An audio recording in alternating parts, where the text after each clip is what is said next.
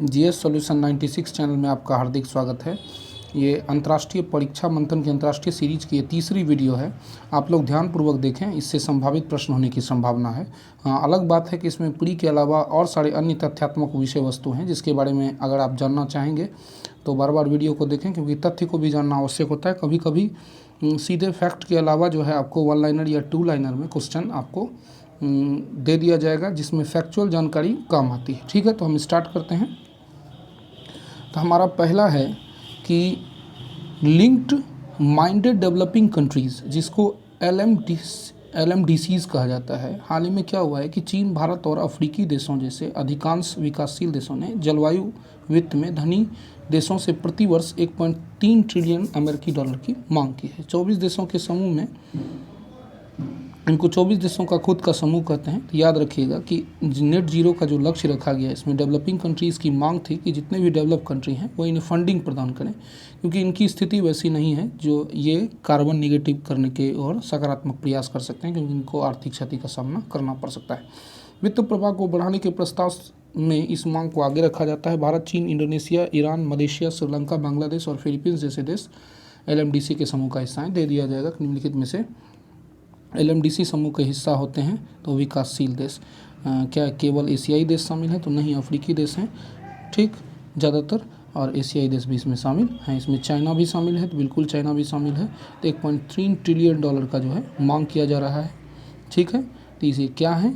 तो like minded developing countries. ठीक है, आगे चलते हैं। लाइक माइंडेड डेवलपिंग कंट्रीज़ क्या है, इसकी धारणा देख लीजिए। LMDC विकासशील देशों का एक ऐसा समूह है जो संयुक्त राष्ट्र और विश्व व्यापार संगठन जैसे अंतर्राष्ट्रीय संगठनों के एक ब्लॉक वर्ताकार के रूप में संगठित है। याद रखिएगा, LMDC क्या है? संयुक्त राष्ट्र का विश्व व्यापार संगठन और अंतर्राष्ट्रीय संगठनों का एक ब्लॉक वार्ताकार संगठित समूह है। LMDC दुनिया की 50% आबादियों का प्रतिनिधित्व करता है। समान विचारधारा वाले समूह देशों में Bangladesh, Algeria, Bhutan, Belarus, Cuba, China, Bharat, मिस्र, Iran, Indonesia, Malaysia, Nepal, Myanmar, Sri Lanka, Pakistan, Philippines, Sudan, Vietnam और जिम्बाब्वे शामिल है। ठीक है, 16वां ईस्ट एशिया शिखर सम्मेलन क्या है? ईस्ट एशियाई सम्मेलन को जानना है आपको।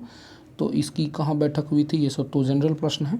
हाल ही में भारतीय प्रधानमंत्री 16वें पूर्वी एशियाई शिखर सम्मेलन में भाग लिया था। इस सम्मेलन में इंडो पैसिफिक रीजन यानी हिंद प्रशांत का जो क्षेत्र है, दक्षिण चीन सागर, साउथ चाइना सी, संयुक्त राष्ट्र समुद्री कानून जिसको अनक्लॉस कहते हैं, ये खास करके समुद्री क्षेत्र में होने वाली हर गतिविधि पर नज़र रखता है, खास करके आतंकी गतिविधि, कोरियाई प्रायद्वीप तथा म्यांमार की स्थिति से संबंधित महत्वपूर्ण तथ्यों पर चर्चा हुई। याद रखिएगा, किसी भी प्रकार की शिखर सम्मेलन में अगर जो भी देश शामिल होते हैं, जो इनका महत्वपूर्ण हिस्सा होते हैं, अगर उनके आस पड़ोस कोई घटना चल रही होती है तो उसके विषय में जरूर दिया जाता है, क्योंकि इससे लोकतंत्र पर व्यापक असर पड़ता है।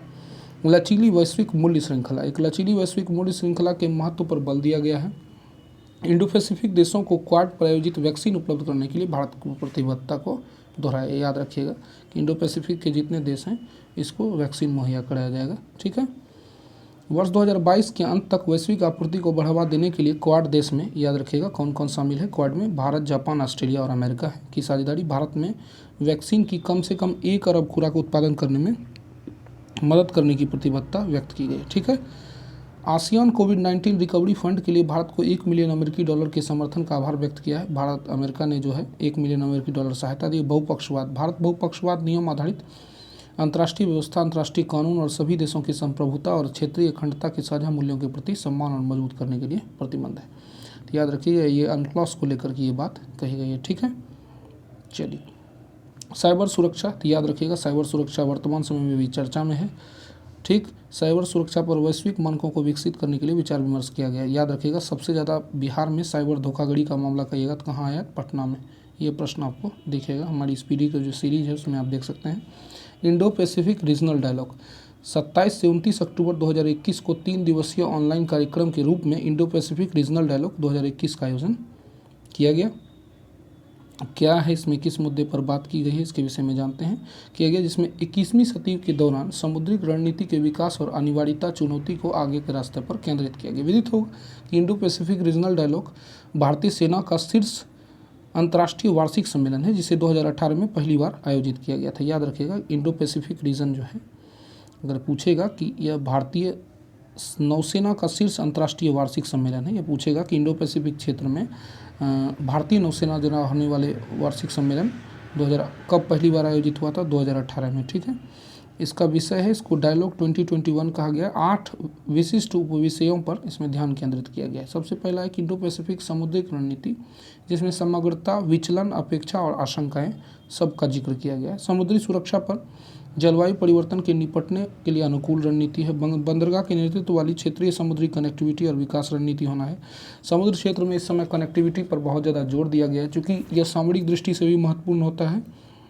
और दूसरा जो है यह औद्योगिक विकास और आयात निर्यात के लिए भी महत्वपूर्ण माना जाता है। सहकारी समुद्री क्षेत्र जागरूकता रणनीति, कानून आधारित इंडो पैसिफिक समुद्री आदेश के बारे में कानून के बढ़ते हुए दायरे का प्रभाव, क्षेत्रीय सार्वजनिक निजी समुद्री भागीदारी को बढ़ावा देने की रणनीति, ऊर्जा असुरक्षा और समन रणनीति, समुद्र में मानव रहित समस्याओं के निपटने की रणनीति। ये याद रखिएगा, सारा का सारा पॉइंट इसका क्या है, इंपॉर्टेंट है। ठीक है, चलते हैं COP26, इसके बारे में आप लोग जानते होंगे, अभी चर्चा में है। 31 अक्टूबर 2021 से 12 नवंबर 2021 के बीच चली थी, ये तिथि याद रखना है आपको। ठीक है, के बीच यूनाइटेड किंगडम के ग्लासगो शहर में, याद रखिएगा ग्लासगो शहर कहाँ है, आप लोग बहुत सुने होंगे ग्लासगो में हुआ, ग्लासगो में हुआ है, कि कहाँ है, तो यूके में 26वां जलवायु सम्मेलन का आयोजन किया गया, जिसमें हीट वेव, जो प्रदूषण के कारण जो है या ग्लोबल वार्मिंग के कारण हीट वेव जैसी समस्या आ रही है, सूखा, ठीक, अत्यधिक वर्षा और समुद्र के जलस्तर में जो अतिशय वृद्धि हो रही है, ये सब कारण है। ठीक है, अब क्या है, हर 5 साल के बजाय अगले साल तक तमाम देश अपनी 2030 तक क्लाइमेट कार्रवाई योजना या NDC, जिसको राष्ट्रीय स्तर पर निर्धारित योजना को ज़्यादा मजबूत करेंगे। इसमें सबसे ज़्यादा क्लाइमेट पर ध्यान दिया जाएगा। 2030 तक जो है इसकी कड़ी निगरानी होगी। मिटिगेशन महत्वाकांक्षा और उसके क्रियान्वयन को फौरन बढ़ाने के लिए कार्य योजना बनाई गई है। 2030 तक क्लाइमेट एक्शन टारगेट को बढ़ावा देने के लिए देशों के बीच मंत्रियों की वार्षिक बैठक बुलाई गई है। कोयला का उपयोग कर घटाने और जीवाश्म ईंधन पर सब्सिडी खत्म करने का प्रयास किया जाएगा। ये जानते हैं कि जीवाश्म ईंधन पर सब्सिडी देने से क्या होता है कि उसको बढ़ावा मिलता है, जिससे है प्रदूषण मानकों में कमी नहीं आती है। इसलिए जीवाश्म ईंधन, जिसमें पेट्रोलियम पदार्थ आते हैं और कोयला, इन सब पर सब्सिडी देने से क्या होगा कि दाम ज़्यादा रहेगा, तो लोग कम से कम इस्तेमाल करेंगे, जिससे क्या होगा, कम प्रदूषण होगा। ठीक है, 100 देशों ने 2030 तक वनों की कटाई पर पूर्ण रोक लगाने का आश्वासन दिया। जानते हैं कि ग्लोबल वार्मिंग या किसी भी प्रकार के प्राकृतिक प्रदूषण के लिए वनों की कटाई जो है बहुत ज़्यादा असरदार होती है, इसलिए इसकी कटाई पर अगर रोक लगाया जाएगा तो निश्चित है जीरो कार्बन की तरफ हम लोग जा सकते हैं। 100 देशों द्वारा 2030 तक मीथेन के उत्सर्जन में 30% कटौती का लक्ष्य रखा गया। ये याद रखिएगा कि कितने देश इसमें शामिल हैं, 100 देश, कब तक, 2030 तक, कितना प्रतिशत मीथेन उत्सर्जन में कमी, 30%, याद रखिएगा। ठीक है, चलते हैं आगे। हमारे प्रधानमंत्री द्वारा जलवायु सम्मेलन पर क्या क्या आश्वासन दिया गया, तो याद रखिएगा भारत सरकार द्वारा कोविड-19, ये कहेगा कि ग्लासगो में जो समिट हुई थी COP26 का, इसमें कौन सी योजना लाई गई थी, पंचामृत योजना। ठीक है, तो पहला पंचामृत योजना का जो लक्ष्य था, इसमें 2030 तक भारत अपनी गैर जीवाश्म ऊर्जा को 500 गीगावाट पहुँचाएगा, यानी नवीकरणीय ऊर्जा पर जोर है। ठीक है, और 2030 तक 50% जो है नवीकरणीय ऊर्जा की पूर्ति करेगा, तो याद रखिए। तीसरा है कि भारत अब से लेकर 2030 तक के कुल प्रोजेक्टेड कार्बन एमिशन में 1 बिलियन टन की कमी करेगा। ठीक है, तो याद रखिएगा कि भारत का 2 लक्ष्य जो है, 2 तो है कि सबसे पहले नवीकरणीय ऊर्जा बढ़ाने में गीगावाट 500 गीगावाट, दूसरे में कहेगा 50% नवीकरणीय ऊर्जा 2030 तक करेगा। तीसरा, कार्बन एमिशन को 1 बिलियन टन तक कमी करेगा। चौथा जो है, भारत अपनी अर्थव्यवस्था में कार्बन की इंटेंसिटी को 45% तक कम करेगा, यानी कुल अर्थव्यवस्था में जितना कार्बन का यूज हो रहा है उसकी 45% इंटेंसिटी को क्या करना है, कम करना है। और भारत ने 2070 तक, चूँकि भारत की अर्थव्यवस्था अभी उस हाल में नहीं पहुंची है, तो इसलिए भारत ने कहा है कि हमको 2070 तक चाहिए जो हम नेट जीरो की तरफ जा सकेंगे। ठीक है, वैश्विक मैथेन संकल्प, याद रखिएगा कि COP26 में ही वैश्विक मैथेन संकल्प की बात की गई थी। तो हाल ही में यूनाइटेड किंगडम के ग्लासगो में आयोजित संयुक्त राष्ट्र COP26 का जलवायु सम्मेलन में वैश्विक मैथेन संकल्प, ग्लोबल मैथेन प्लेस की शुरुआत की गई। संयुक्त राज्य अमेरिका और यूरोपीय संघ के संयुक्त नेतृत्व में शुरू किया गया। इस संकल्प पर अब तक 90 से अधिक देशों द्वारा हस्ताक्षर किया जा चुका है। उल्लेखनीय है कि समझौते का उद्देश्य 2030 तक मीथेन उत्सर्जन वर्ष 2020 के स्तर से 30% तक कम करना था। याद रखिएगा, कैलकुलेट कब से किया जाएगा, 2020 को मानक बनाया गया है और 30 तक में जो है 30% तक कम किया जाएगा। किसको, मीथेन तक। कितना देश हस्ताक्षर किया है, 90। कहाँ इसकी बात हुई थी मीथेन उत्सर्जन को सीमित करने का, तो वही ग्लासगो में। ठीक है, चलिए, मीथेन उत्सर्जन को सीमित करने की आवश्यकता। जानते हैं कि मीथेन क्या है, अब आपको बता देते हैं कि कार्बन डाइऑक्साइड के बाद ये वातावरण में सबसे प्रचुर मात्रा में उत्पादित होने वाला दूसरा ग्रीन हाउस गैस है। ठीक है, मीथेन उत्सर्जन को कम करने के लिए संबंधित संकल्प काफ़ी महत्वपूर्ण है। आपको कमेंट सेक्शन में बताना है कि कौन कौन सा ग्रीन हाउस गैस है। जलवायु परिवर्तन पर अंतर सरकारी पैनल, जिसको inter governmental panel on climate change की नवीनतम रिपोर्ट के अनुसार पूर्व औद्योगिक युग के पश्चात, याद रखिएगा कि 1760 के बाद या 1750 के 18वीं शताब्दी के आधे दशक के बाद जो है ये इंडस्ट्रियलाइजेशन की शुरुआत मानी जाती है। और इससे पूर्व कैलकुलेट किया जाता है, यानी 1760 से लेकर अभी जो 2022 चल रहा है, और इससे पूर्व जो पहले कार्बन की क्या स्थिति थी, वहाँ से 1 डिग्री सेल्सियस जो है ये औसत तापमान हर जगह बढ़ा है। ठीक है, शुद्ध वृद्धि हुई है। तो आधी वृद्धि मेथेन की वजह से हुई है, याद रखिएगा। इसमें ज़्यादातर कारक में आधा जो है 1 डिग्री में आधा डिग्री मेथेन की वजह से बढ़ा है। मेथेन उत्सर्जन में तेज़ी से कटौती किया जाना कार्बन डाइऑक्साइड और अन्य ग्रीन हाउस गैसों पर की जाने वाली कार्रवाई का एक पूरक है। इसे निकट भविष्य में ग्लोबल वार्मिंग को कम करने में 1.5 डिग्री सेल्सियस तक सीमित करने का लक्ष्य हासिल करने के लिए सबसे प्रभावी रणनीति के रूप में माना जाता है। याद रखिएगा, लगातार जो ग्लोबल वार्मिंग के लिए ग्रीन हाउस गैस की स्थिति बढ़ रही है, इसको 1.5 डिग्री से कम करने की बात की गई है। ठीक है, चलिए। रेस टू जीरो अभियान, ग्लासगो शिखर सम्मेलन में ये याद रखिएगा, पूछा जा सकता है कि रेस टू जीरो अभियान का संबंध किससे है, तो ग्रीन हाउस गैस से है इसका संबंध। ठीक ना। अब क्या इसमें हुआ है रेस टू में, देखिए तो इसमें क्या है कि ग्रीन हाउस गैस के उत्सर्जन में कटौती के नियमों और जलवायु घटनाओं के अनुकूल तंत्रों, नुकसान क्षति को राष्ट्रों के मुआवजे पर आम सहमति व्यक्त की गई। रेस टू जीरो इसे हासिल करने में अहम भूमिका निभाएगा। सीधी प्रश्न आ सकता है कि रेस टू जीरो अभियान का संबंध किससे है, तो याद रखिएगा आप ग्रीन हाउस गैसों की कमी करने से। कितने देश इसमें शामिल हैं, 120 देश। ठीक है, ध्यान से इसको देखते रहिएगा। ठीक है, आगे चलते हैं। इस अभियान का उद्देश्य क्लाइमेट एम्बिशंस अलाइंसेस के माध्यम से की गई प्रतिबद्धताओं को संहिताबद्ध यानी कोडिफाई किया जाएगा।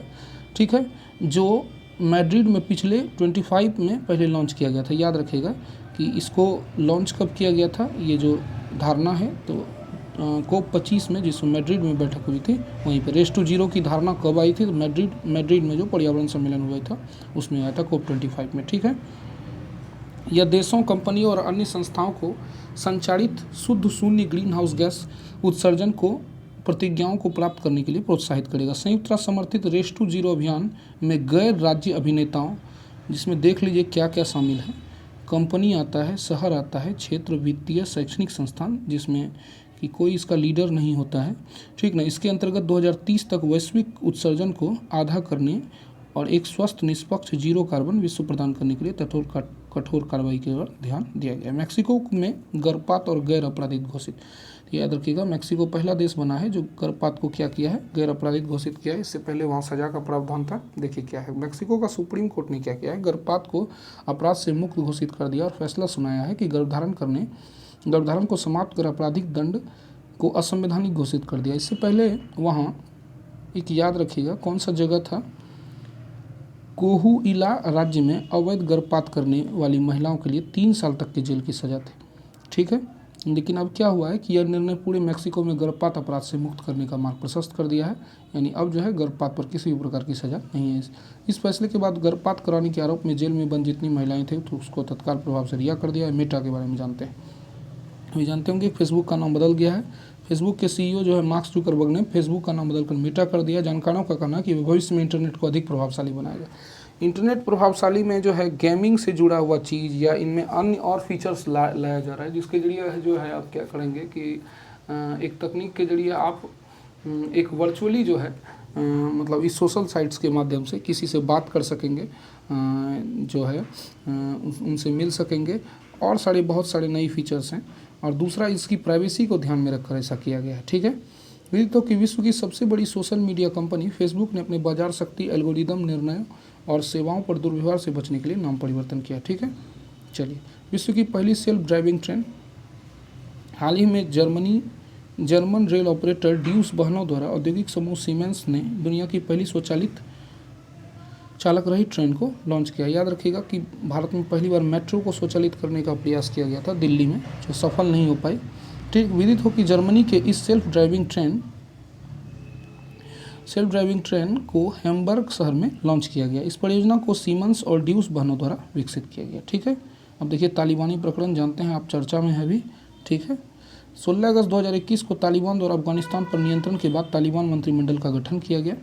अब इसका जो है नई सरकार में मुल्ला मोहम्मद हसन अखुंद को इसका नया प्रधानमंत्री बनाया गया। याद रखिएगा, मुल्ला हसन मुल्ला मोहम्मद हसन आखुंद को अफगानिस्तान का नया प्रधानमंत्री बनाया गया। मुल्ला बरादर और मौलवी हन्नफी को उप प्रधानमंत्री बनाया गया। डोडो जो है दो मतलब उप प्रधानमंत्री हैं वहाँ।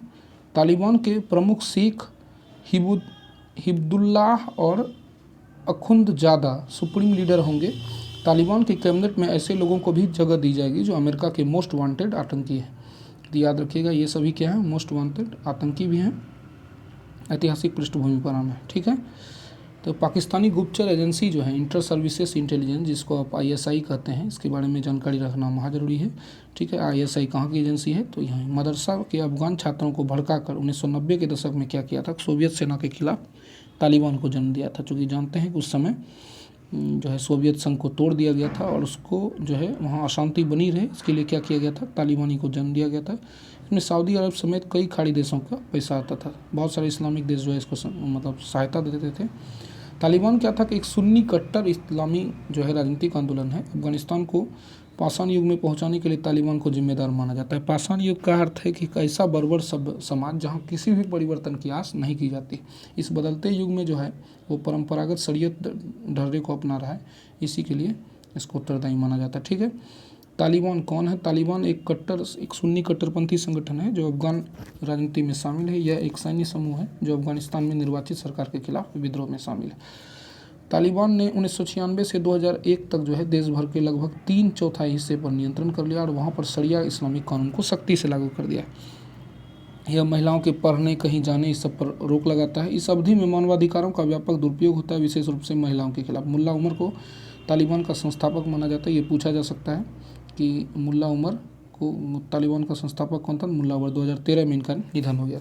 तालिबान आधिकारिक तौर पर खुद को अफगानिस्तान के इस्लामिक अमीरात के रूप में संदर्भित करता है और पश्तो में तालिबान शब्द का अर्थ होता है छात्र। पश्तो भाषा में तालिबान का क्या अर्थ होता है? छात्र। कुलभूषण यादव का प्रकरण देख लीजिएगा।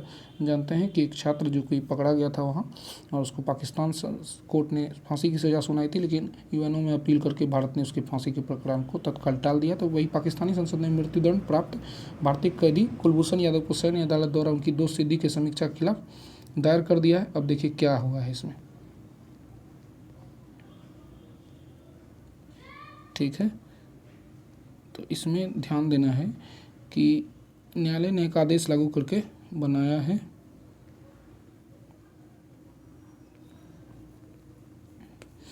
कुलभूषण यादव का मामला जो है ये आज से ही प्रचलन में नहीं है, बहुत दिन से है। आपको यहाँ ध्यान देना होगा। देखिए इसके कहाँ महत्वपूर्ण तथ्य चले गए हैं, मैं ध्यान दे रहा हूँ। हाँ, यह कानून अंतर्राष्ट्रीय न्यायालय के एक आदेश को लागू करने हेतु ICJ बनाया गया। हालांकि भारत का मानना है कि इस कानून में कई कमियां हैं। इंटरनेशनल कोर्ट ऑफ जस्टिस के आदेशों को अक्षरशः और उसकी भावनाओं के साथ लागू करने के लिए आवश्यक कदम उठाने की आवश्यकता है। प्रभावी समीक्षा तथा पुनर्विचार का भारत के लिए निहितार्थ है। तो याद रखिएगा, इंटरनेशनल कोर्ट ऑफ जस्टिस में अभी तक भारत के कितने न्यायाधीश जा चुके हैं, आप लोग को इसकी रिपोर्ट मतलब कमेंट सेक्शन में देनी है, ठीक। 3-4 जो भी हैं, ठीक है। वर्तमान में कौन है? प्रभावी समीक्षा का पुनर्विचार जो है एक वाक्यांश जो कि घरेलू संदर्भों में प्रचलित है, रिव्यू से भिन्न है। इसमें कुलभूषण यादव को वकील कंसुलर उपलब्ध कराने, अपनी बचाव हेतु तैयारी करने में मदद अंतर्निहित। इसका अर्थ है कि पाकिस्तान को यादव पर लगाए गए सभी आरोपों और उन सबूतों का भी खुलासा करना है जिनके बारे में वो आप पूरी तरह से अपारदर्शी रहा। पाकिस्तान को उन सभी परिस्थितियों का भी खुलासा करना होगा जिसमें सेना ने जाधव को अपराध के लिए कबूलनामा हासिल किया। इसका तात्पर्य है कि जाधव को मामले की सुनवाई के लिए किसी भी मंच या अदालत में अपना बचाव रखने का अधिकार होगा। तो ये अच्छी बात है, ठीक है। रोम घोषणा और G20 शिखर सम्मेलन। G20 समूह की 16वीं बैठक का आयोजन 30 से 31 अक्टूबर 2021 को हुआ। याद रखिएगा तिथि, कितनी बैठक थी? 16वीं। इसको रोम घोषणा भी कहा जाता है, ठीक है। इटली के रोम शहर में किया गया था। याद रखिएगा G20 की इस बार की बैठक कहाँ हुई? इटली के रोम शहर में। इटली के प्रधानमंत्री मैरियो ड्रैगी कौन बने हैं? मैरियो ड्रैगी द्वारा की गई है। इस शिखर सम्मेलन का समापन G20 के नेताओं द्वारा रोम घोषणा पत्र के साथ अपनाने के साथ ही हुआ। तो याद रखिएगा, कहेगा कि G20 नेताओं का जो है रोम घोषणा पत्र बनाया गया, ठीक ना। और इटली के प्रधानमंत्री कौन है? मैरियो ड्रैगी, ठीक है। अब शिखर सम्मेलन का देखिए एजेंडा और मोटो क्या था। Motto people, planet and prosperity. Agenda जलवायु परिवर्तन, आर्थिक सुधार, महामारी और वैश्विक न्यूनतम कॉर्पोरेट दर। रोम घोषणा पत्र पर G20 सदस्य राष्ट्रों के नेताओं द्वारा प्रतिबद्धता क्या है? जलवायु परिवर्तन को नियंत्रित करने के लिए वर्तमान से 2025 तक प्रत्येक वर्ष $100 बिलियन की राशि प्रदान करना है। ठीक है, याद रखिएगा जलवायु परिवर्तन पर विशेषकर जोर दिया गया रोम इटली में जो G20 की बैठक हुई थी और $100 बिलियन की राशि प्रदान करने की बात की गई थी रोम घोषणा पत्र में। वर्ष 2021 के अंत तक सभी नए कोयला संयंत्रों के लिए अंतर्राष्ट्रीय वित्त पोषण समाप्त कर दिए जाएंगे। चूँकि जीरो कार्बन की तरफ बढ़ रहा है तो अगर सब्सिडीज़ को ख़त्म कर दिया जाएगा तो निश्चित ही यह कारगर रहेगी। ठीक है, ग्लोबल वार्मिंग को पूर्व औद्योगिक स्तरों से 1.5 डिग्री सेल्सियस तक सीमित करना, यानी हर जगह वही बात है, ग्लासगो वाली बात। ठीक है, चलिए आगे दिया हुआ है कि G20 नेताओं द्वारा WHO को कोविड-19 टीका की प्रक्रिया तेज करने के लिए, प्रमाणीकरण करने के लिए सशक्त बनाने की सहमति। तो यह भी इम्पोर्टेंट मुद्दा है। ठीक है, चूँकि वैश्विक महामारी थी। ठीक है, चलिए आगे G20 का देखिए पूर्ण सदस्य कौन कौन है, ये ध्यान रखना है, ये पूछ दिया जाता है अक्सर कि G20 का पूर्ण सदस्य कौन कौन है। तो अर्जेंटीना है, ऑस्ट्रेलिया है, ब्राज़ील है, कनाडा है, चाइना है, फ्रांस है, जर्मनी है, भारत है, इंडोनेशिया है, इटली है, जापान है, मैक्सिको है, रशिया है, सऊदी अरब है, दक्षिण अफ्रीका, दक्षिण कोरिया, तुर्की, ठीक, यूके, संयुक्त राज्य अमेरिका और यूरोपियन यूनियन है। यूरोपियन यूनियन को एक यूनिट माना गया था। पूछेगा G20 का क्या भारत पूर्ण सदस्य है, तो बिल्कुल पूर्ण सदस्य है। ठीक है, अब क्वाड देखिए क्या है। हाल ही में क्या हुआ है कि क्वाड नेताओं की पहली इन पर्सन बैठक का आयोजन किया गया। इस सम्मेलन के दौरान सामरिक क्षेत्र में चीन की बढ़ती सैन्य उपस्थिति के साथ साथ जलवायु परिवर्तन, कोविड-19 महामारी, हिंद प्रशांत क्षेत्र में चुनौती जैसे मुद्दों पर चर्चा की गई है। तो याद रखिएगा कि चीन का हिंद प्रशांत क्षेत्र में गतिविधि न बढ़े, जलवायु परिवर्तन को और कोविड-19 यह मुख्य मुद्दा था। मार्च 2021 में प्रधानमंत्री नरेंद्र मोदी ने क्वाड समूहों के प्रतिनिधि के पहले शिखर सम्मेलन को संबोधित किया। याद रखिएगा पहला इस बार सम्मेलन हुआ था। ठीक, मार्च 2021 में। ठीक है, चलते हैं। इस बैठक को अमेरिका द्वारा एक आभासी मंच पर आयोजित किया गया। इसमें पूर्व फरवरी 2021 में क्वाड की मंत्री स्तरीय बैठक भारत प्रशांत क्षेत्र और म्यांमार सैन्य अधिग्रहणों के मुद्दे पर चर्चा हुई थी। पिछला बार इंडो पैसिफिक रीजन और म्यांमार का मुद्दा था, लेकिन इस बार जो है चाइना का हस्तक्षेप इंडो पैसिफिक रीजन में, कोविड-19 का जो टीका है, ठीक, इन दो मुद्दों को ध्यान में रखकर किया गया था। ठीक है, साथ साथ जो है हिंद प्रशांत क्षेत्र की चुनौती हो ही गया, चीन की बढ़ती सैन्य शक्ति, जलवायु परिवर्तन को भी इस बार ध्यान में रखा गया था। ठीक है, चलते हैं आगे। दिया है आगे कि quad Bharat, America, Australia, Japan का एक समूह है जिसका उद्देश्य भारत प्रशांत क्षेत्र में लोकतांत्रिक देशों के हितों की रक्षा करना और वैश्विक चुनौती का समाधान करना। केंद्रीय बिंदु देखिए क्या है। कोविड-19, जलवायु परिवर्तन, उभरती प्रौद्योगिकी जैसे विषय संकल्प।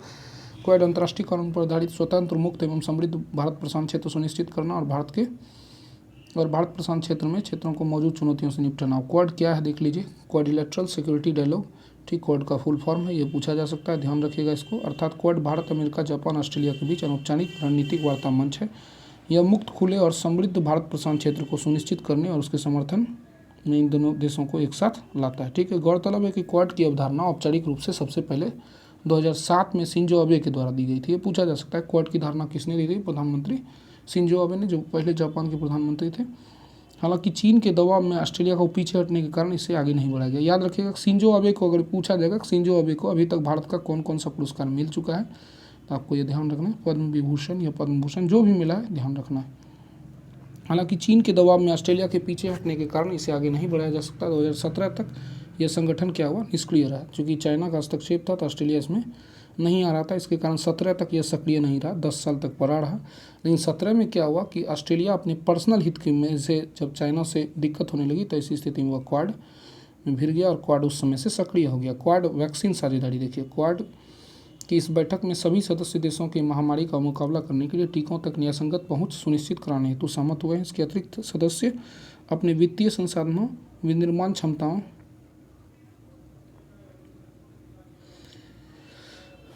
क्षमता और तार्किक शक्तियों को एकत्रित करने की योजना पर सहमत हुए हैं। जापान, अमेरिका, ऑस्ट्रेलिया और भारत द्वारा शुरू की गई, याद रखिएगा कि क्वाड देशों के द्वारा शुरू की गई वैक्सीन पहल को मैत्री पहल के नाम से जाना जाता है। इसमें सभी देश वित्तीय सहायता देंगे। ठीक है, चलिए, और भारत द्वारा इसको मतलब शुरू किया गया। ऑकस देखिए क्या है। ऑकस क्वाड से अलग है, यह एक डिफेंस जो है संगठन है, त्रिपक्षीय संगठन है। हाल ही में संयुक्त राज्य अमेरिका, ब्रिटेन और ऑस्ट्रेलिया ने नई त्रिपक्षीय समझौता ऑकस की घोषणा की है। इसके अंतर्गत अमेरिका, ब्रिटेन, ऑस्ट्रेलिया परमाणु ऊर्जा से संचालित पनडुब्बियों का बेड़ा तैयार करेगा। तो पहले फ्रांस से डील कर चुका था ऑस्ट्रेलिया, लेकिन क्वाड का हिस्सा बनने ऑकस का हिस्सा बनने के बाद जो है वो फ्रांस से पनडुब्बी का डील छोड़ चुका है। अब अमेरिका ब्रिटेन उसको मुहैया करेगा। इस समझौते को हिंद प्रशांत क्षेत्र में स्थिति को बढ़ावा देने के लिए महत्वपूर्ण कदम माना जाता है। अमेरिकी राष्ट्रपति जो बाइडेन के अनुसार तेजी से उभर रहे खतरों से निपटने के लिए अमेरिका ब्रिटेन ऑस्ट्रेलिया के साथ कृत्रिम बुद्धिमत्ता, जिसको आर्टिफिशियल इंटेलिजेंस कहते हैं, साइबर वॉरफेयर, क्वांटम कंप्यूटिंग और परमाणु पनडुब्बियों के निर्माण जैसे क्षेत्रीय क्षेत्रों में खुफिया उन्नत तकनीक साझा किया जाएगा। इस समझौते का प्रमुख उद्देश्य हिंद प्रशांत क्षेत्रों में भागीदारी, रणनीतिक हितों की रक्षा करना है। अमेरिका में ब्रिटेन के साथ ऑकस समझौता होने के बाद ऑस्ट्रेलिया ने फ्रांस के साथ 2016 में 12 पारंपरिक पनडुब्बियों के साथ समझौता को रद्द कर दिया। ठीक है, ध्यान रखिएगा, अभी मैं बोल चुका हूँ। ये ऑकस क्वाड से कैसे भिन्न है? ऑकस अमेरिका, इंग्लैंड, ऑस्ट्रेलिया तीनों देशों के बीच एक सुरक्षा गठबंधन है। Quad America, Bharat, Japan, Australia का एक मुक्त, खुले, पारदर्शी और समावेशी हिंद प्रशांत के दृष्टिकोण में एक बहुपक्षीय समूह है। ठीक है, 2004 में भारत में आई सुनामी के साथ ही क्वाड की अनौपचारिक शुरुआत हो गई थी। इसके बाद के वर्ष में 2007 में जापान के तत्कालीन पीएम शिंजो अबे ने क्वाड की संकल्पना पर जोर दिया। ठीक है, क्वाड का मकसद चीन की बड़ी चुनौतियों पर लगाम लगाना है। वर्ष 2017 में क्वाड को अपनी मजबूती मिली, इसे पहले भी बोला जा चुका है। पूर्व अमेरिकी राष्ट्रपति ट्रंप और वर्तमान बाइडेन सरकार इसको बढ़ावा दे रही है। इससे जुड़ा सैन्य अभ्यास मालाबार अभ्यास है, यह ध्यान रखना है। क्वाड का अभ्यास क्या है? मालाबार अभ्यास। ठीक है, ध्यान रखना है इसको। ठीक, चलिए आगे। ऑकस संयुक्त राज्य अमेरिका, यूके और ऑस्ट्रेलिया के बीच एक त्रिपक्षीय सुरक्षा संगठन है। याद रखिए, ये कैसा संगठन है? सुरक्षा संगठन है। ठीक है, यह 15 सितंबर 2021 को हुआ था। यह संगठन जो है अमेरिका, ब्रिटेन और ऑस्ट्रेलिया को परमाणु ऊर्जा के क्षेत्र में पनडुब्बियों को विकसित करने और उन्हें प्रशांत क्षेत्र में तैनात करने के लिए किया गया है। इससे प्रशांत क्षेत्र में पश्चिमी सेना की उपस्थिति बढ़ेगी और अभी तक किसी अन्य देशों का उल्लेख संस्थापक सदस्यों द्वारा गठबंधन के पार्टी के रूप में नहीं किया गया। अनुमान लगाया गया है कि इस क्षेत्र में चीन की बढ़ती उपस्थिति का प्रतिकार हो सकता है। ये ओवरऑल जो है, ये इसको इसलिए बनाया गया है ऑकस को, ताकि हिंद प्रशांत क्षेत्र में किसी भी प्रकार का जो है मतलब हथियार या इस संबंध में दिक्कत नहीं हो। पनडुब्बियों से लैस रहेगा सब देश, तो चाइना का किसी भी प्रकार की गतिविधि पर ध्यान रख सकेगा। ठीक है, क्वाड जो है यह एक तरह का क्या है कि एक तरह का संगठन है जिसमें संकल्पना है, जिसमें क्या किया गया है कि इसका मुख्य काम चीन का जो हिंद प्रशांत क्षेत्र में हस्तक्षेप, उस पर ध्यान देना है। तो इसमें जो है राजनीतिक गतिविधि के साथ साथ जो है एक दूसरे के मतलब सार्वजनिक हित को भी ध्यान में रखा जाता है, लेकिन जबकि ऑकस में ऐसा नहीं है। ये केवल क्या है? रक्षा समझौता है। ठीक है, तो हमारे चैनल के साथ बने रहिए। इस तरह अंतर्राष्ट्रीय का जो ये सीरीज़ है ये ख़त्म हो गया। कल से अब आगे नए टॉपिक के साथ हम लोग आएंगे और इस तरह से परीक्षा मंथन की पूरी सीरीज आप लोग देखते रहिए। चैनल को शेयर सब्सक्राइब करते रहिए। आप लोग का सहयोग मिलते रहेगा, हमारा भी उत्साहवर्धन होगा। धन्यवाद।